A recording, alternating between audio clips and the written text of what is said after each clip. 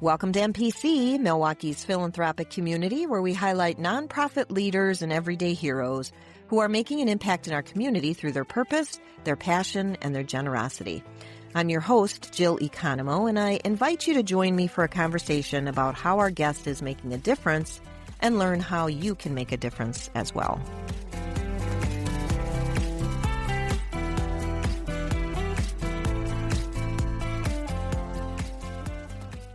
Two key areas of focus for EIG are education and women and children.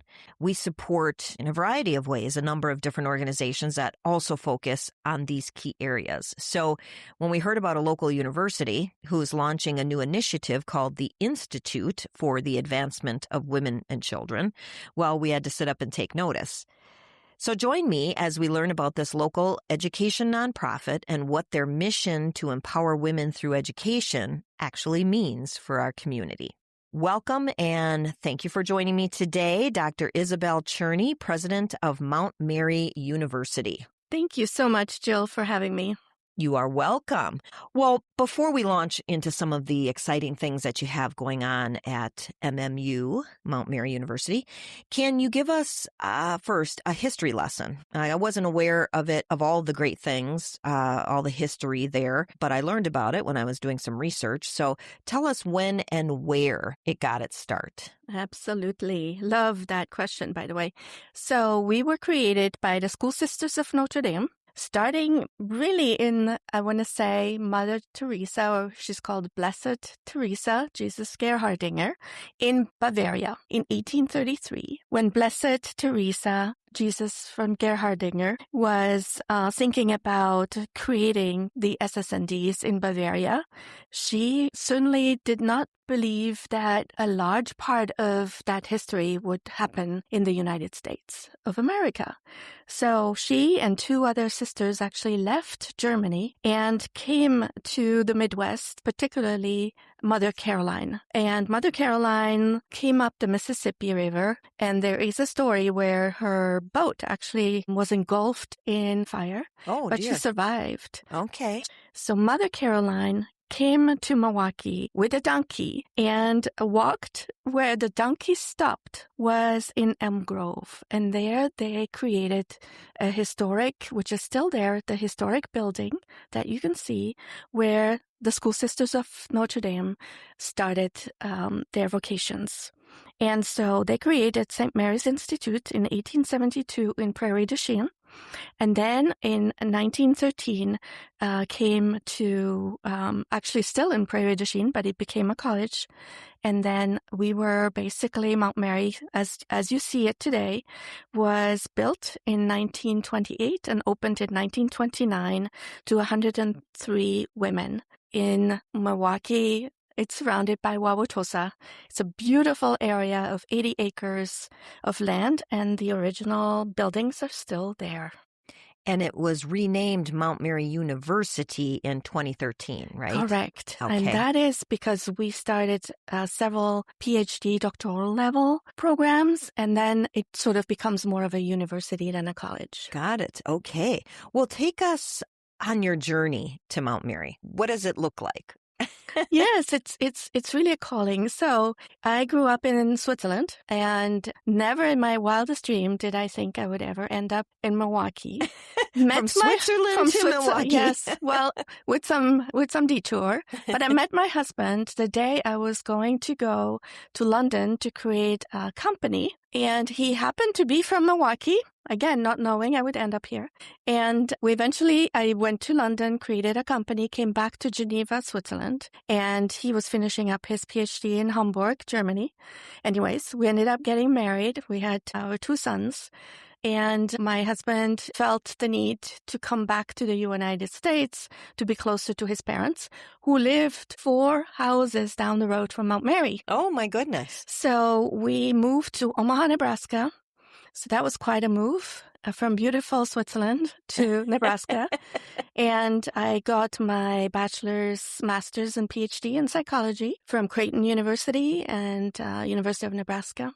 at Omaha and then at Lincoln, and started my career at Creighton. And so as our sons were growing up, I was really good at teaching. And so they thought I would be a good leader and took me out of the classroom. And I created an honors program and then an EDD program in leadership, and eventually was tapped for higher ed as a whole as a leader. So we moved to Boston. One of our sons was in Boston. I became a dean of the School of Education and Social Policy back at Merrimack College. And then this job opened. So clearly I was a non-traditional student returning, and I had hired a person for my doctoral program at the time. And she called me up and she said, "You should be the next president at Mount Mary University." And I said, okay. So I applied, not ever believing I would be here, but it sort of is a full circle, because everything I learned in what the research I did was on children. As a developmental psychologist, I was interested in children's rights, but also why women don't go into STEM fields, STEM being science, technology, engineering, and math. Mm-hmm. And I saw Mount Mary was also the university my sister-in-law had graduated from and was a trustee from. And so, it was kind of like, this is the first building I saw when I came to Milwaukee, visit my future in-laws. And so it was really an amazing experience. It was meant to come be. back. It was meant to be. Yeah. Wow. Thank you for taking us on that journey. All things leading up to where you're at right now, right? And I understand you have some exciting developments and enrollment, including the expansion of your nursing program. You've got a nationally ranked fashion design program, and most notably the launch of your Institute for the Advancement of Women and Children, which is so exciting. So let's break that down and talk about each of those briefly and what the impact looks like for the broader community. Thank you for those questions. So enrollment, if you know anything about higher education, you know that most of the income, the revenue, is all about getting more students through your doors and hopefully retain them. And we're really good at that. I'm just going to brag a little bit, because the U.S. News and World Report, which is a national ranking system, has consistently put us at the top, either number 1 or number 2 in social mobility. That means low-income students are more likely to graduate from Mount Mary in the Midwest than any other institution. Wow. Well, you go right on We ahead go right and brag. in there. Yes. So Mount Mary at the undergraduate level serves women only at this point, and we have men and women at the graduate programs. But at the undergraduate program, we have been able to increase our enrollment this fall. And again, I'm going to say just a quick bragging. We were the only Catholic institution to grow enrollment at the undergraduate level this past fall. Having said that, though, there are certainly a lot of things we need to do to get there. Enrollment, there's what we call in jargon demographic cliff. That means there are just fewer high school students. As of 2008, fewer children were conceived. So particularly in the Midwest, there are fewer available students, if you want, at the undergraduate level. And there's also a little bit of a value decline. In other words, people don't necessarily see a value in a 4-year degree. And, why not just go and get a job and or get into the trades? Or get into the trades. Nothing against the trades. These are all important. But at the same time, a 4-year degree opens up doors that you would maybe otherwise not get. And in particular, those with a degree are more likely to find jobs throughout their lives. They tend to be more healthy, live longer, and be actually happier. So that's what research seems to suggest. Having said that, so in order to get more students coming to you, we have to move into areas that maybe women, for us in particular, are drawn to, or maybe different from the past. When I meet with alums, they were home economic alums, or, they were doing what we would call the liberal arts. And now we have chosen to go into the fields of healthcare, design, and technology. What's new now is we have a lot of majors in technology. So cybersecurity, business analytics, finance, and web design and development. That brings me to nursing. as that was one of your questions, we started a new nursing program 3 years ago, and it is by far the largest program already. We had an old swimming pool where my husband learned to swim that was filled with a healthcare center where we have 11 beds with mannequins.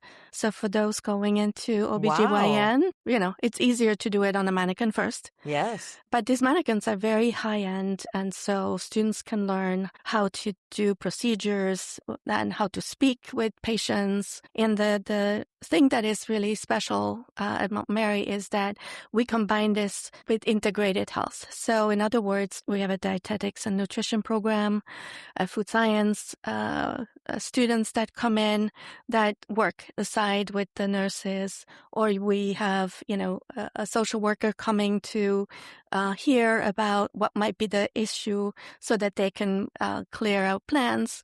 We have our occupational therapy program, is, by the way, the oldest in Wisconsin. So the OTs are coming, and then the counselors, etc. And we even have an art therapy program. So when they all work together to come up with a plan that is for a patient, to recuperate and to heal, it is that much better. And it is really the sort of mark of Mount Mary, which is we look after the whole person. So we look at the spiritual aspect of as well as the physical and the mental and intellect. I think that is just beautiful when you see them work together. Yes, and unique. Yeah, sets you apart for sure. And now we have a plan to expand to double sort of the incoming class. We hope that we can find some funds to create a lab where the nurses can train, and a classroom, and then another space for integrated health. And that would be where all our allied health students and faculty come together to learn how to create these plans for the future patients, particularly the seniors, so that they don't have to go to 5 different offices to find a solution for some of their ailments. And then you talked about another new program. So we're the first institution to offer what we call reduced credit programs, or 3-year programs. So in order to do and work as we should to be more affordable, we are decreasing the number of years that you need to get to a bachelor's degree. And so this is brand new. As I said, we're the first ones in the state, and really only 10 institutions have tried it in the whole Midwest. But we have started, and we started it with a couple of majors. One is cybersecurity, one is digital marketing, and social work. And the social work is particularly interesting because if you can do your social work in 3 years, we do have a 1-year master's in social work. So you can get an MSW in 4 years, which is amazing. Yes. So that is also something that sets us apart from other institutions here. And really, given that we are serving underrepresented groups, in particular low-income, first-generation women, this is really important. And a lot of them are mothers. And so that is also very helpful. And we have Trinity Woods on campus where we have 24 apartments for our single moms. Yes, and Trinity Woods was a guest a couple of years ago, actually. Yes. Yeah, so that was exciting. Well, what initially intrigued me was this new initiative, this Institute for the Advancement of Women and Children. And I want to take a deep dive into what that looks like and the impact it will make. So hold tight. We're going to take a quick commercial break, and we'll learn more when we return. We'll be right back. You're listening to MPC, brought to you by Ellenbecker Investment Group. At EIG, we are committed to education. That's why we host seminars throughout the year covering topics like Medicare, estate planning, real estate investing, caregiving, personal finance, and more. And the best part? They're open to everyone. Curious about what's coming up? Visit ellenbecker.com/events and join us. We'd love to see you there. Welcome back to MPC, Milwaukee's philanthropic community. I'm your host, Jill Economo, and my guest today is Dr. Isabelle Cherney, president of Mount Mary University. So, Dr. Cherney, your new initiative is called the Institute for the Advancement of Women and Children. So tell us about that and explain why the Institute is so crucial for both women and the community. Thank you so much for that. For me, the Institute is really deeply personal. When I began my presidency, I carried with me the question that has guided me so much for my work. And that is, how do we continue to honor and carry forward the legacy, mission, and vision of these amazing, bold school sisters of Notre Dame in a way that meets the needs of today's world? My research as a developmental psychologist has always been around children and how do we educate them? How do we give them access to what they need in order to fulfill and thrive? And we all know that if a woman is happy and healthy, the whole family is thriving. So we recently launched the Institute to about 300 guests from all over. It was a fantastic evening. And what we had done for it was highlight 4 centers of excellence. So part of this Institute are 4 centers. There is the Center for the Advancement of Women in Technology, the Center for Women's Health and Wellness, the Center for Women and Children's Rights, and the Center for Women's Leadership. So all the last 3 years, we had multiple programming and speakers and a lot of research going on in any of these areas. They're all concentric circles, basically, around what women and children need to thrive. Through the 4 centers of excellence, the Institute really addresses some of the most pressing issues impacting women and children locally, but also globally. So advancing human rights, healthcare, access, food security and education, or developing the next generation of women leaders, expanding access and equity in technology. If you remember, everything technology has been built in a male image. Mm-hmm. And with AI, when you scrape the internet, that's what you get back. So we need to get more women in technology and narrowing the gaps in health and wellness for underserved communities. So those are the goals that we are seeking with the Institute. And when you think about, and I'm going to just weave in here some of the design pieces that we do at Mount Mary as well, because this goes to a technology. So every student at Mount Mary uses technology in order to advance their careers. For example, we have a large fashion design program that is actually ranked number 10 in the nation. Wow. So we have all the New York areas, Yes. mostly, and RISD, and then Mount Mary. Yay! It was created by Sister Aloise, a woman in habit that would go to New York City and meet with the Christian Dior and, all the great names. Wow. And we accumulated a fashion archive of over 10,000 pieces from the most notable fashion designers in the world. And it is all at Mount Mary. We're digitizing it now. But also, all the students come with, some don't even know how to use anything. They're just interested in the design piece. And what is amazing, we have a fashion show, usually in May. All are invited to purchase some tickets. Last year, we had over 1,000 guests that came. Okay. 3 shows. They're showcasing their collections. I had my inaugurational gown made by the students. And I even wore it again at the launch.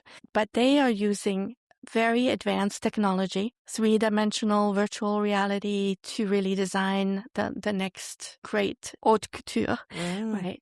And actually one of our alums, Donna Rico, made one of the dresses for Michelle Obama. That is now in our archive. Okay. It's kind of a nice return. But it's to say that technology, that's why we have these cybersecurity and other advanced degrees to help women develop and earn credits and notoriety in fields that are generally male-dominated because they need to have a voice at the table. Engineers, if we don't have women engineers, we're going to have kitchen tops that are too tall. Which I appreciate, being a tall woman. I do Not so much for me. And when we look at the health gap, all research in health is done on men. in part because, it makes sense that with pregnancies, researchers do not want to run into a problem if a child or an unborn child would possibly be having an issue, let's say if they try new medicine. But we need to know this, and we need to figure out ways to close that gap. And as I said earlier, if we look at human rights with children and access to healthy food, access to healthcare, access to housing, many of our students are unhoused or food insecure. So we do a lot of that at Mount Mary all the time. We have a pantry where students can just pick up food that they need without questions asked. We have a career closet. They can just go and pick up clothing so that they have decent clothes to wear if they go to an interview. So if you're out there looking for a place to donate old suits that maybe don't fit that would be a great, okay. Yes, I could ask that question actually a number of times, and a number of the places that used to be around are not. Yeah, so that's good to know. Okay. Or food, because honestly, so many of our young women just don't have food security, and it's really sad, and we want to fill that gap. And some of the school sisters of Notre Dame are also very active in migration, immigration, and other areas. And so we also do a lot of programming around those areas. And we're a Hispanic serving institution, so how do we access everything in Spanish as well as in English for our Latina? So lots of things, lots of initiatives. And I would love for the listeners to be part of something so unique and so in need, and to join us to see what the next initiatives will be. Well, as I say, the thing that intrigued me, and we have had Mount Mary on before, again with Trinity Woods, talking about how you serve women in that regard. But when I saw this Institute for the Advancement of Women and Children, I thought, that sounds so awesome, because again, it's areas that we promote and that we support. I really enjoyed learning about it, and it's only just starting because you recently launched it. Right? So it's just going to get better and better. We're just kind of dropping that mustard seed out there for people to be aware that it exists, and just so it's on your radar, be aware that it's there. Be curious. We'd love for our listeners to be curious. Just go to the website, just check it out. Actually, if I asked you to share a call to action for our listeners today, what would you say that would be? Spread the word. Mount Mary is a hidden gem, and I want it to be the precious gem that it is, that people recognize and know. And, send your niece, your sister. Every time I meet somebody, they know somebody who went to Mount Mary and had an amazing experience. We want more women and men. If you haven't finished your degree, come to Mount Mary. Everybody is so nice and accommodating. Refer a friend, I always say. And I would say, or start a certificate or a micro-credential, something. We're here to serve. But above all, come to campus, because everybody says the same thing. There's a special something. I call it the soul. This is the soul or the spirit of the school sisters that is in those walls that are 100 years old. And I love the word soul. And my office, I call it the Office of Grace. I do have 100 sisters that live in Trinity Woods on our campus that pray for me every single day. And I feel it. I'm just love it because I feel surrounded by love and joy. And anybody coming into my office, I just smile. Because I'm useful, I'm purposeful, and there is a vision for me. There is a calling for me. Yeah, and they'll feel it. They feel it. They'll feel it. And if those walls could speak, yes, right? Yes. So we encourage, if you're looking for a university to attend, if you're looking to get involved with something very unique and special, we encourage you to check out Mount Mary. I appreciate you visiting with us today, Dr. Isabelle Cherney, president of Mount Mary University. I appreciate you sharing the various ways that you support our youth along their educational journey. And I just appreciate you being here today. Thank you so much. You're welcome. You're welcome. Stay tuned next week to hear how another wonderful organization like Mount Mary University is making a difference, and learn how you can make a difference as well. And always remember, whether you're at home, at work, or out in the community, find a way to be a blessing and give a blessing. Have a great day. Thanks for listening to this episode of Milwaukee's Philanthropic Community, brought to you by Ellen Becker Investment Group. If something in today's conversation resonated with you, share it with a friend or family member. And if you haven't already, subscribe so you never miss an episode. At Ellen Becker Investment Group, we believe education and community impact go hand in hand.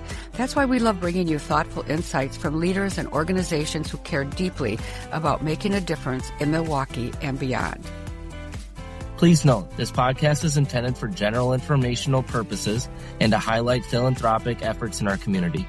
The opinions and missions expressed on MPC do not necessarily reflect the opinions of Ellen Becker Investment Group employees and leaders. For more resources, visit ellenbecker.com. We'll see you next time.